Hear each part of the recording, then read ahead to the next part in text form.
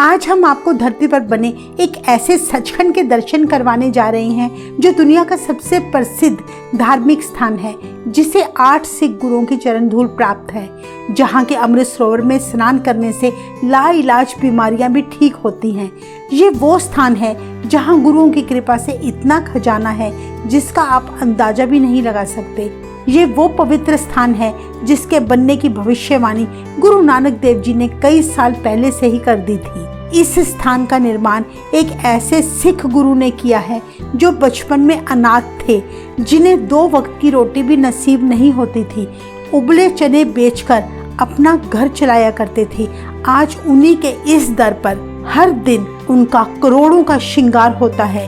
हर दिन यहाँ 1 लाख लोग लंगर छकते हैं। जिस बच्चे से लोग नफरत किया करते थे, अनाथ होने के कारण उसे पनौती मानते थे, आज उन्हीं के दर से लोग मुंह मांगी मुरादें पाते हैं। इस वीडियो में हम आपको ये भी बताएंगे कि दुश्मनों द्वारा कई हमले होने के बावजूद इस स्थान की शान और मर्यादा कभी खत्म नहीं हुई, बल्कि इस स्थान को मिटाने वालों का आज नामो निशान भी नहीं बचा। ये सारी घटनाएं जिस स्थान पर घटित हुई थी वो है सचखंड श्री हरमंदिर साहिब। वीडियो के एंड में हम आपको श्री हरमंदिर साहिब में बने कुछ ऐसे स्थानों के बारे में भी बताएंगे जिसके बारे में आपने पहले कभी नहीं सुना होगा। सो वीडियो को एंड तक आप जरूर देखें और वीडियो पसंद आने पर ज़्यादा से ज़्यादा शेयर करें।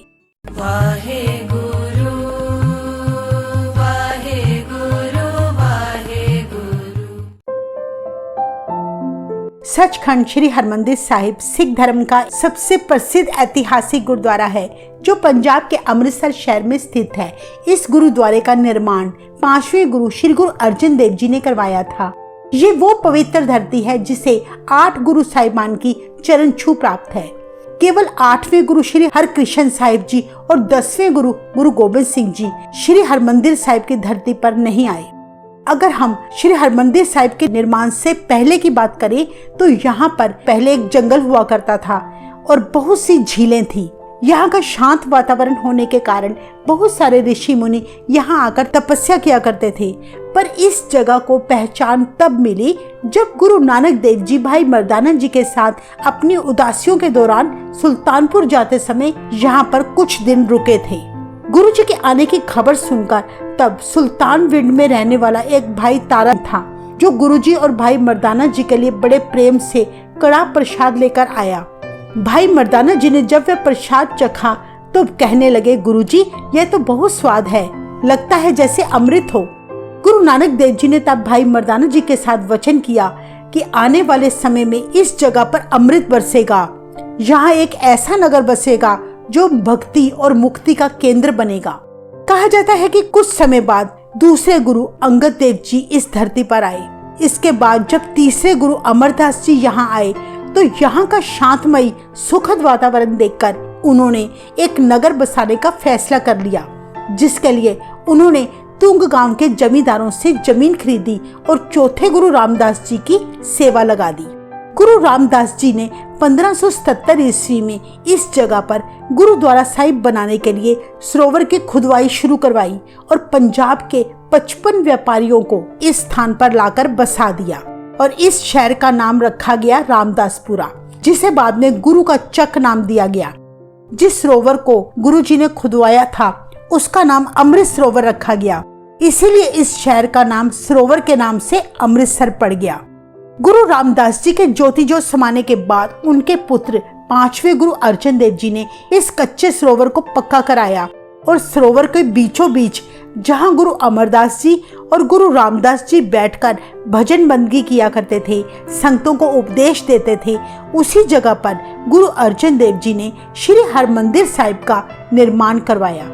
कहते हैं कि गुरु अर्जन देव जी ने श्री हरमंदिर साहिब का नक्शा खुद तैयार किया था और सेवा की सारी जिम्मेदारी गुरु घर के सेवक बाबा बुड्ढा जी को सौंप दी। गुरु जी ने अमृतसर शहर का बहुत विस्तार और विकास किया। उन्होंने बड़ी गहरी सूझबूझ के साथ श्री हरमंदिर साहिब का निर्माण करवाया। जैसे हरमंदिर साहिब को जमीन के लेवल से नीचे बनाया गया ताकि जो भी श्रद्धालु गुरुद्वारा साहिब में प्रवेश करे वे सीढ़ियां उतरकर झुककर आए और अकाल पुरख के दर्शन करे। बाबा बुड्ढा जी ने जब गुरु जी से इस बात का कारण पूछा कि सभी धर्मों के स्थान ऊपर सीढ़ियां चढ़कर बनाए गए हैं, पर हरमंदिर साहिब में सीढ़ियां नीचे उतरकर क्यों प्रवेश किया जाता है, तब गुरु अर्जन देव जी ने बाबा बुड्ढा जी से वचन किया कि परमात्मा हमेशा नीचे झुककर चलने वाले को ही मिलता है। इस बात से ये पता चलता है कि गुरु अर्जन देव जी की सोच कितनी बड़ी थी। 15वीं सदी में गुरु अर्जन देव जी ने श्री हरमंदिर साहिब की नींव तब एक मुसलमान फकीर मियां मीर से रखवाई। जब मियां मीर ने ईंट को अपने हाथ में लेकर 3 बार पलटा तो ये देखकर गुरु जी ने वचन किया कि भविष्य में श्री हरमंदिर साहिब 3 बार टूटकर बनेगा। 16वीं सदी की शुरुआत में श्री हरमंदिर साहिब का महत्व काफी बढ़ने लगा। श्री गुरु अर्जन देव जी द्वारा हरमंदिर साहिब में श्री गुरु ग्रंथ साहिब जी स्थापित करने के बाद सिख धर्म का विकास तेजी से होने लगा। पंजाब में से लोग जत्थे के रूप में यहाँ के पवित्र सरोवर में स्नान करने आया करते और श्री गुरु ग्रंथ साहिब जी के आगे नतमस्तक होते। धीरे धीरे दूसरे धर्म के लोग भी यहाँ आकर बहुत प्रभावित हुए और सिख बनने लगे। गुरु अर्जन देव जी की महानता दूर दूर तक फैल गई। ये बात मुगलों को रास न आई, क्योंकि लाखों की तादाद में मुस्लिम भी गुरु के सिख बनते जा रहे थे, जिसका सबसे बड़ा कारण यह था कि गुरु अर्जन देव जी ने मुसलमानों के सबसे महान फकीर मियां मीर जी से हरमंदिर साहिब की नींव रखवाई थी। मियां मीर गुरु जी से मिलकर इतने प्रभावित हुए थे कि वे सुखमनी साहिब का पाठ करने लगे। मुगल सरकार ने चिढ़कर तब झूठे आरोप लगाकर गुरु अर्जन देव जी को बड़ी क्रूरता से मौत की सजा सुनाकर शहीद कर दिया था, जिसके बाद मुगल श्री हरमंदिर साहिब को अपने कब्जे में लेने की कोशिश करने लगे। सिखों को हरमंदिर साहिब में पूजा करने, सरोवर में स्नान करने की सख्त मनाही कर दी गई। गुरु गोबिंद सिंह जी के ज्योति जोत समाने के बाद मुगल शासकों के द्वारा हरमंदिर साहिब को कई बार नष्ट किया गया। 10 अप्रैल 1762 में हरमंदिर साहिब को अब्दाली ने बारूद से उड़ा दिया। पवित्र सरोवर में गंद डालकर हरमंदिर साहिब को पूरी तरह से भर दिया। मस्सा रंगन नामक मुसलमान ने श्री हरमंदिर साहिब पर कब्जा करके इस पवित्र स्थान की बेअदबी की थी, पर मुगलों का जुल्म ज्यादा देर तक न चल सका। अंत में बाबा दीप सिंह जी ने ढेरों सिखों के साथ अपनी शहादत देकर इस पवित्र स्थान को मुगलों से छुड़ाने में कामयाब हुए। उनके बाद यहाँ मुगल फिर कभी भी हमला न कर सके। अगर हम इतिहास पर नजर डालें तो कई बार वैरियों ने और उस समय की हुकूमत ने हरमंदिर साहिब पर हमले किए और कितनी ही बार यहाँ कब्जे हुए, कितने ही सिखों को कुर्बानियां देनी पड़ी, पर वाहिगुरु की कृपा से श्री हरमंदिर साहिब कभी बंद नहीं हुआ और ना ही कभी होगा। सिख राज की स्थापना के बाद श्री हरमंदिर साहिब में सोना और संगमरमर लगाया गया। महाराजा रणजीत सिंह ने 1802 में श्री हरमंदिर साहिब गुरुद्वारे का बाहरी हिस्सा 750 किलो शुद्ध सोने से मढ़वाया था। तब से यह गुरुद्वारा गोल्डन टेम्पल के नाम से जाना जाने लगा। उससे पहले महाराजा रणजीत सिंह ने गुरुद्वारे की रेनोवेशन के लिए 50 लाख रुपए दिए थे। इस तरह राजे महाराजे और बड़े सरदारों द्वारा समय समय पर कीमती भेंटें दी गई, पर सबसे ज्यादा महाराजा रणजीत सिंह की तरफ से दी गई थी।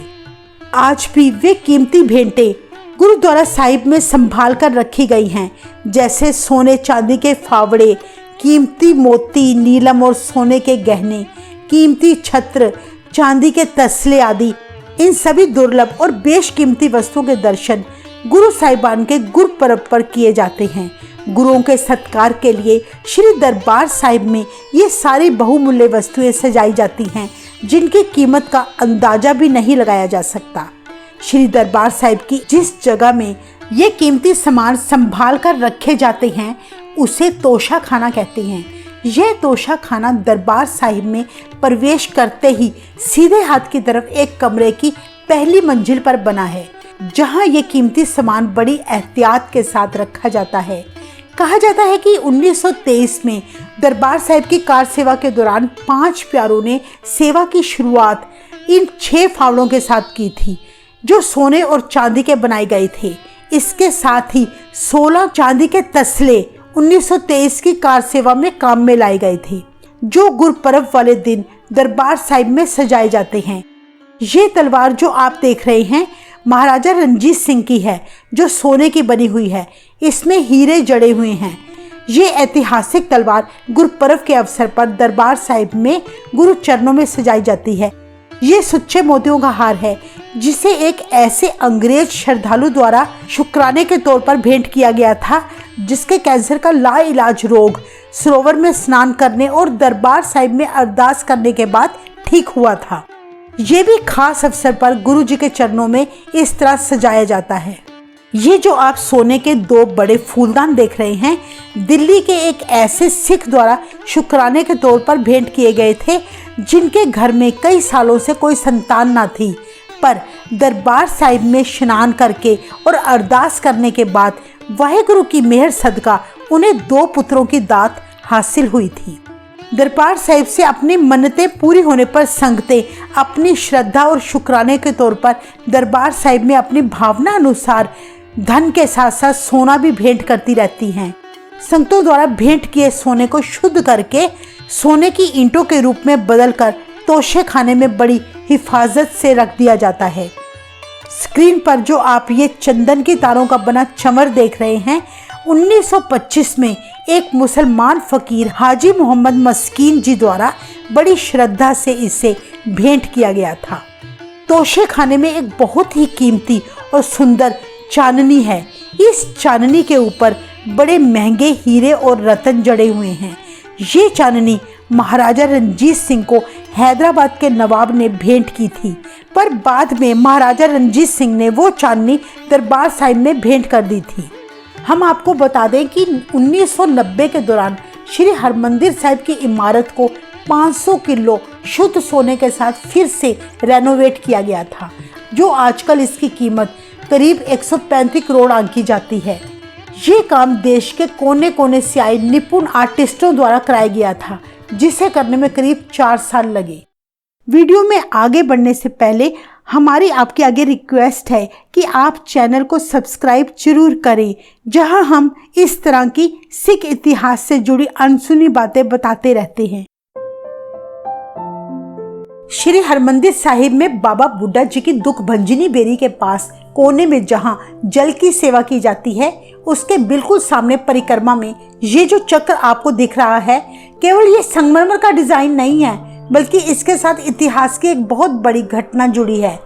ये बात 1740 की है, जब मस्सा रंगन ने सिखों के दरबार साहिब पर अपना कब्जा कर लिया था और यहाँ बहुत तरह के कुकर्म किए थे। वो इस पवित्र स्थान में शराब पिया करता था, वेश्याएं नचाता था। सो उस वैरी का खात्मा करने के लिए और हरमंदिर साहिब में हो रही इस बेअदबी को रोकने के लिए भाई सुखा सिंह और भाई मेहताब सिंह ने दरबार साहिब में प्रवेश करके मस्सा रंगन का सिर धड़ से अलग किया था।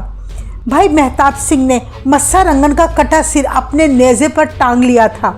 कहते हैं जब सिख हरमंदिर साहिब से बाहर जाने लगे तो उन्हें लगा कि कहीं वैरियों को ये ना लगे कि मस्से रंगन को उसकी करनी की सजा देकर सिख भाग गए हैं। सो उन्होंने ये स्थान जिसके आप अब दर्शन कर रहे हैं, इसी स्थान पर अपने घोड़ों को घुमाकर सिखों ने उन वैरियों को ललकारा था और फतेह का जयकारा लगाया था, और वे इसी जगह पर कुछ देर रुके भी थे।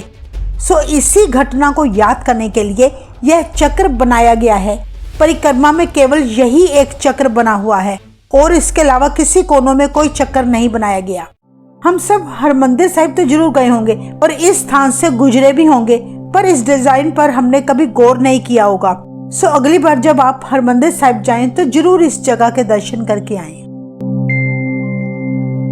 अक्सर देखा जाता है जब संगतें श्री हरमंदिर साहिब में आती हैं तो ज्यादातर संगतें श्री हरमंदिर साहिब में गुरु ग्रंथ साहिब महाराज के दर्शन करके लौट जाती हैं, पर दरबार साहिब के बिल्कुल सामने बने श्री अकाल तख्त के दर्शन कम ही लोग करते हैं।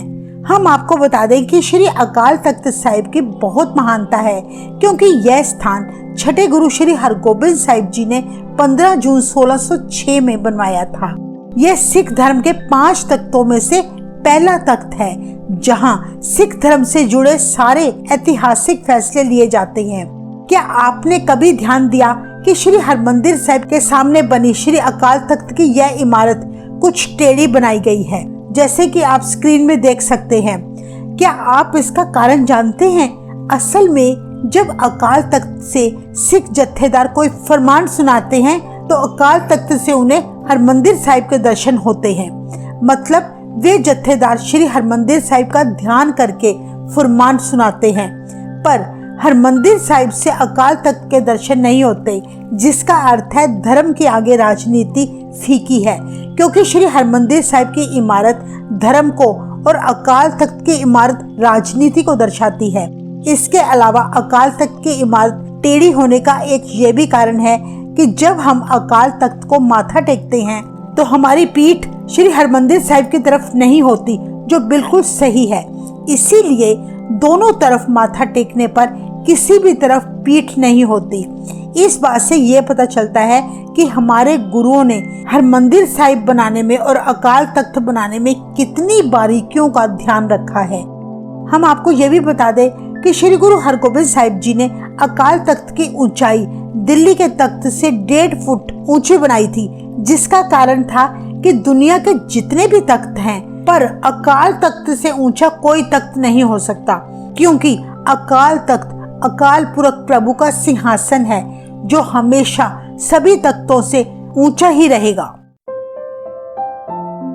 श्री हरमंदिर साहिब के निर्माण के दौरान एक बार गुरु अर्जन देव जी ने संगतों को उपदेश दिया कि अमृतसर में बना दरबार साहिब निरंकार की पुरी है और प्रभु के नाम का महान तीर्थ है, जो सिखों को दी गई एक बेशकीमती दात है। गुरु अर्जन देव जी ने अपनी बानी में भी कहा है, रामदास सरोवर नाते सब उतरे पाप कमाते। गुरुजी कहते हैं कि हमारे किए हुए पाप हरमंदिर साहिब में स्नान करने से उतर जाते हैं। निर्मल होए कर इश्नाना गुर पूरे कीने दाना। गुरुजी कहते हैं कि सतगुरु ने हमारे ऊपर कृपा करके ऐसी दात बख्शी है कि यहाँ स्नान करके हमारा मन पवित्र हो जाता है। इस सरोवर का जल अमृत के समान पवित्र माना जाता है और गुरुओं की इस पर इतनी बख्शीशें हैं कि जो भी यहाँ स्नान करता है उसके सभी तरह के रोग दूर हो जाते हैं। इस बात के हजारों प्रमाण हैं जो हमारे लिए एक वीडियो में बताना बहुत मुश्किल है, इसलिए हम आपके सामने कुछ प्रमाण बता रहे हैं। जैसे एक बार दूनी चंद नाम का बड़ा अहंकारी साहूकार था। उसने अपनी 7 बेटियों से एक दिन प्रश्न पूछा कि बताओ तुम किसका दिया खा रही हो, ये सारे सुख तुम्हें कहाँ से हासिल हुए हैं। उसकी बेटियों ने जवाब दिया, पिताजी हम तो आपका दिया खा रहे हैं। पर उसकी छोटी बेटी रजनी ने कहा, पिताजी मैं उस परमात्मा का दिया खा रही हूँ जो सब जीवों का पालनहार है।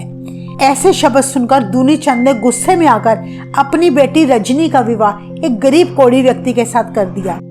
रजनी विवाह के बाद दर दर भीख मांगकर गुजारा करने लगी। एक दिन वो पति पत्नी भीख मांगते हुए अमृतसर की बेरी के इस पेड़ के नीचे आकर आराम करने बैठ गए। उसके पति ने तब कुछ कौओं को सरोवर में से निकलते देखा जो स्नान करने के बाद सफेद रंग के हो गए। ऐसा चमत्कार देखकर उसने भी सरोवर में स्नान किया, जिसके बाद उसका सारा कोढ़ ठीक हो गया। ऐसे कई चमत्कार आज भी यहाँ देखे जाते हैं। इसीलिए गुरु रामदास जी ने इस स्थान का नाम दुख भंजनी बेरी रखा था। इस दुख भंजनी बेरी के सामने ये जो थड़ा साहिब है, 1577 में गुरु रामदास जी इसी जगह पर बैठकर सरोवर की खुदवाई करवाया करते थे और इसी स्थान पर बैठकर श्री गुरु अर्जन देव जी हरमंदिर साहिब की कार सेवा करवाते थे। गुरु अर्जन देव जी ने रामकली राग में इसी स्थान पर बैठकर 68 तीरथ जय साध पग तरह का शब्द उच्चारण किया था, जिसका अर्थ है कि जिस जगह पर साधु संत बैठ जाते हैं वो स्थान 68 तीर्थों जितना पवित्र हो जाता है। इसीलिए इस स्थान का नाम तब से थड़ा साहिब 68 तीर्थ प्रचलित हो गया। श्री हरमंदिर साहिब में प्रवेश करने के लिए दर्शनी ड्योढ़ी से एक पुल बना हुआ है, जो उस समय उड़द की दाल से बनाया गया था। दाल को हाथ से चलाने वाली चक्कियों से पीसा गया था। इस पुल की लंबाई 200 फीट और चौड़ाई 21 फीट है।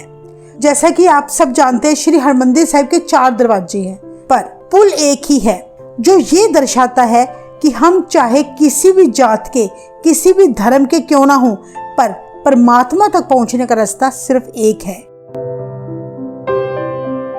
श्री हरमंदिर साहिब पर मौजूद आपने ऊपर ये छोटी गुंबदें तो जरूर देखी होंगी।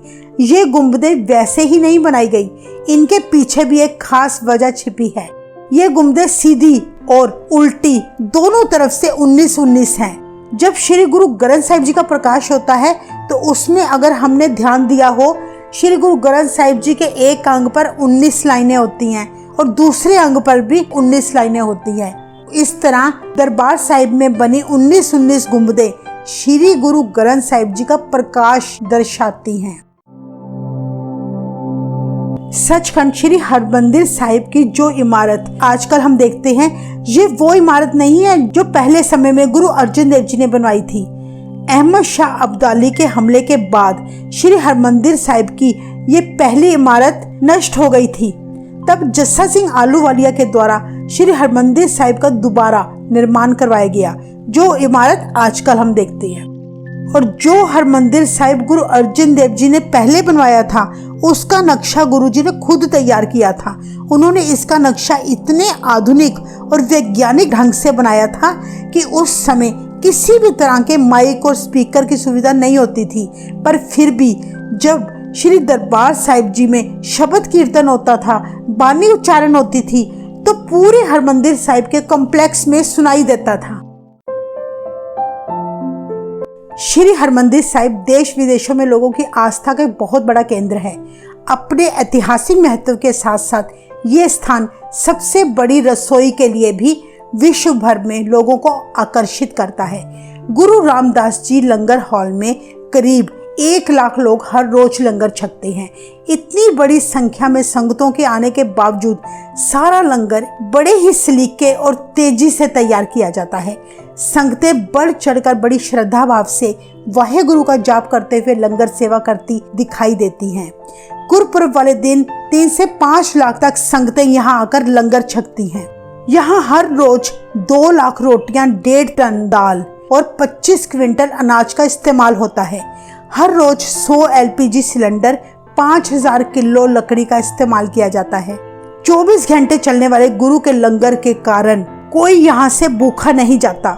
लंगर पंगत में बिठाकर परोसा जाता है। यहाँ सैकड़ों श्रद्धालु हर समय सेवा करते हैं और लंगर की व्यवस्था करते हैं। लंगर बनाने के लिए अलग से सेवादार नहीं रखे जाते, लोग अपनी इच्छा से यहाँ सेवा करते हैं। ये माना जाता है कि यहाँ सेवा करने से हमारे पाप कर्म पुण्य कर्मों में बदल जाते हैं। तो ये थी श्री हरमंदिर साहिब से जुड़ी बेहद खास बातें। अगर आप श्री हरमंदिर साहिब के बारे में कुछ और बातें भी जानना चाहते हैं तो हमें कमेंट करके बताएं। वाहेगुरु जी का खालसा, वाहेगुरु जी की फतेह।